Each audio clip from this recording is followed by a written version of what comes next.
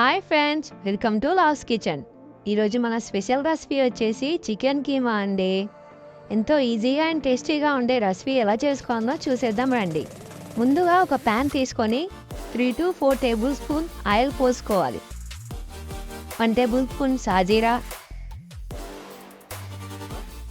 2 రెమ్మల కరివేపాకు, సన్నగా తరుముకున్న 4-5 పచ్చిమిర్చి, అలాగే ఒక పెద్ద సైజు ఆనియన్ని కట్ చేసుకొని వేసుకోవాలి.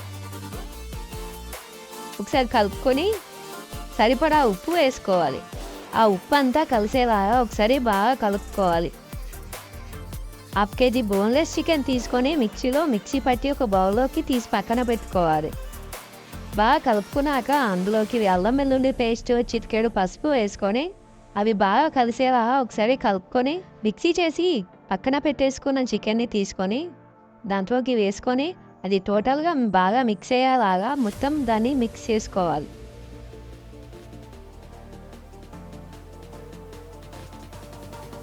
చికెన్ మొత్తం మిక్స్ అయ్యేలాగా చూసుకోవాలండి.